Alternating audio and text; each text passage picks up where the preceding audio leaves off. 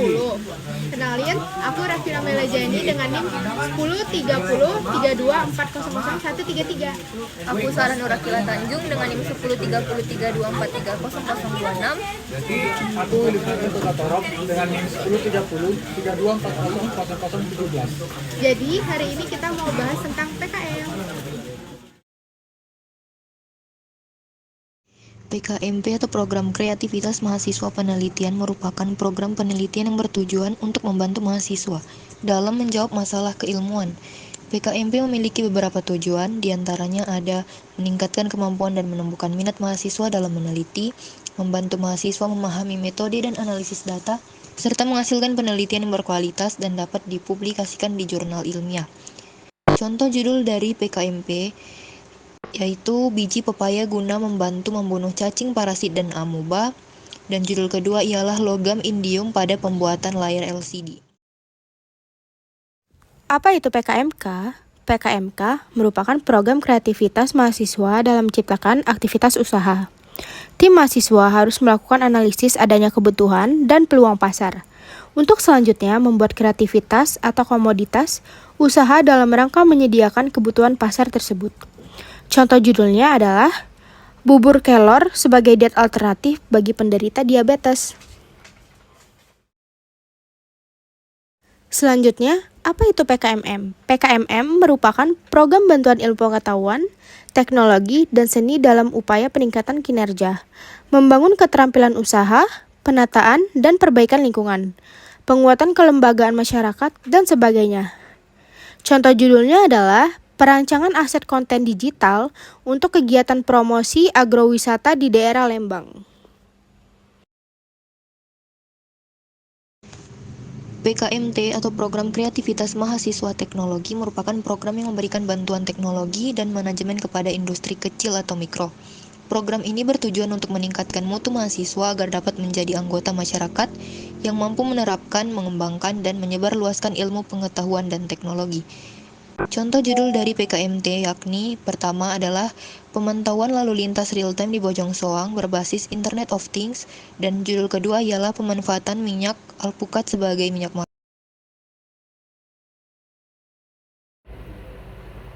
PKMKC atau Program Kreativitas Mahasiswa Karya Cipta merupakan salah satu bidang dalam program kreativitas mahasiswa yang berfokus pada penciptaan karya yang inovatif dan aplikatif. Program ini menantang mahasiswa untuk menghasilkan produk atau teknologi baru yang dapat memberikan solusi terhadap permasalahan nyata di masyarakat. Contoh judul PKMKC yakni pengembangan alat penyaring air portable untuk daerah terdampak bencana, Smart Helmet, helm pintar dengan fitur deteksi kecelakaan untuk pengendara motor. Dari soal bagian A tadi tentang jenis-jenis PKM. Nah, sekarang kita jawab bagian B di PKM. Nomor 1, tentukan PKM jenis mana yang akan kalian ikuti. Menurut kalian PKM jenis mana? Kalau menurut aku sih wirausaha ya, karena menurut aku gampang. Terus ide buat wirausaha itu banyak. Lebih simpel. Iya, lebih simpel. Menurut kamu ini? Saat ini yang Nah, sekarang next nomor 2, berikan gambaran atau uraian secara lengkap tentang ide atau topik yang sesuai dengan jawaban nomor bagian 1 tersebut. Ini idenya kayak bahan-bahan atau gimana? Nah, itu kayak tentang identifikasi, terus banyak kan analisis gitu. Kan kita mau ngambil dari daun kelor ya. Nah, menurut aku kalau daun kelor itu kan bisa dijadiin makanan. Jadi itu otomatis bisa dijadiin wirausaha kan. Nah, jadi kalau di Manado tuh kalau nggak salah ya ada bubur namanya bubur jagung, tapi dia bisa pakai sayur kangkung atau nggak daun kelor. Tapi yang sering aku temuin tuh pakai daun kelor gitu.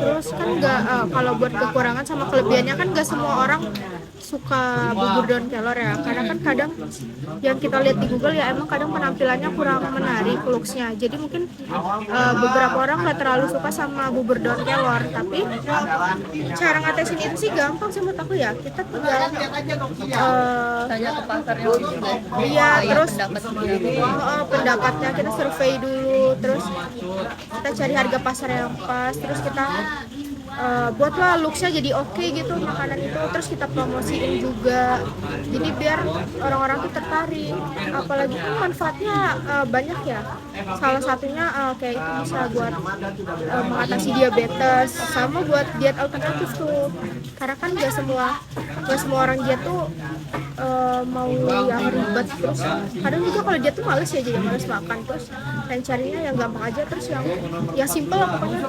Jadi itu bisa sih, bakal menarik banget asal promosi kita oke. Dan itu satu lagi, kayak kita bikin tuh kayak jenis buburnya, misalnya ada bubur yang pedas buat daun kelornya, atau asin atau gurih ya. Ya sama kita tambahin topping juga oke.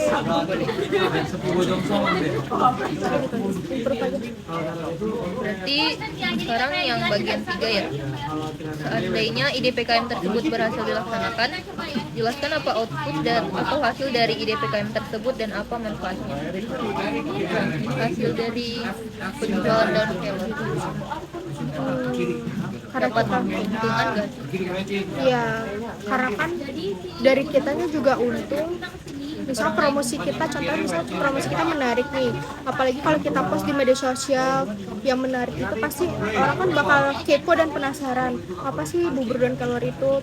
Nah pasti otomatis bakal penjualan kita bakal laku kan, bakal banyak. Tapi kan kalau penjualan itu bakal naik turun, jadi buat ngatasin itu ya kita kalau misalnya turun ya lebih banyak promosi lagi aja, kayak kita, atau kita contohnya kita endorse orang buat review makanan kita kan, jadi bisa naik pesat gitu kan, jadi nanti mungkin keuntungan kita bakal bertambah gitu sih menurut aku. Jadi kita manfaatin gitu media sosial. Iya, kita manfaatin media sosial juga. Di sini juga kita bisa sambil mempromosikan atau mengiklankan ke masyarakat kalau daun kelor itu baik untuk kesehatan. Seperti rekomendasi dari para dokter dan para pakar kesehatan, kalau daun kelor itu baik untuk kesehatan kita, baik untuk tubuh, untuk kulit, dan alat-alat yang berfungsi kita. Itu baik untuk memelihara organ tubuh kita supaya tetap terawat dan tetap terjaga. Kita harus bikin bubur makanan kita ini semenarik mungkin, biar bisa menarik perhatian konsumen juga. Berarti selain dari media sosial, dari para dokter yang dibilang Willy tadi dong, kayak sosialisasi di tiap-tiap daerah gitu kan sih? Iya, bisa. Harus pintar-pintar cari peluangnya juga sih menurut aku. Jadi berarti kita fix ya ngambil judulnya. Nah, judulnya apa kira-kira yang tepat? Nah, judulnya itu tadi kan kamu bilang daun kelor tuh bisa untuk diabetes ya. Iya. Nah, jadi kayak judulnya boleh nggak sih kayak pemanfaatan daun kelor untuk pencegahan diabetes? Atau mungkin lebih baik lebih kesehatan aja, jangan ke diabetes gitu, biar lebih umum kan ke diabetes. Apa ke kesehatan. Atau gini, pemanfaatan daun kelor apa ya, harus ada kata makanannya nggak? Pemanfaatan daun kelor Pemanfaatan daun kelor dalam produk bubur ya gitu. atau bubur daun kelor, Boleh. bubur daun kelor apa ya? Coba aku kirim di WA deh. Bubur daun kelor Pemanfaatan bubur daun kelor sebagai pemeliharaan tubuh untuk kalau daun kelor itu bubur gak usah pakai daun nggak sih? Bubur kelor anti diabetes, Sebagai alternatif. sebagai alternatif diet dan apa pengaruh pada penderita diabetes. pada penderita diabetes. Gitu aja nggak sih? Yang ditanya adalah gaya normal dan Bubur kelor, cari gaya normal dulu adik-adik. apa tadi ya? Kepanjangan gak sih Mei? Jadi ntar dia aja bubur kelor sebagai alternatif diet pada penderita diabetes. Boleh. Boleh. Atau gini, pakai dan nggak sih apa tadi bubur kelor? Bubur kelor sebagai alternatif diet pada penderita diabetes. Atau bubur kelor sebagai alternatif diet dan penderita diabetes. Ada gitu? Atau mau disambung aja? Sebenarnya diet bagi Oh iya benar Bagi penderita diabetes. Oke, berarti itu aja ya. Jadi judul kita tuh bubur kelor sebagai alternatif diet bagi penderita diabetes. Nah, iya. Nah, Berarti langkah selanjutnya kita tinggal ketik aja di laptop karena kita kan udah punya ide nih. ya. Berarti kita tinggal masukin aja di filenya. Nanti kita buat analisisnya. Terus apa sih tadi aku bilang? Pokoknya kita buat analisis gitu lah. Oke, mana? Identifikasinya kita buat juga bubur kelor itu apa gini-gini gitu. Kita tinggal masukin file aja berarti kan. Oke.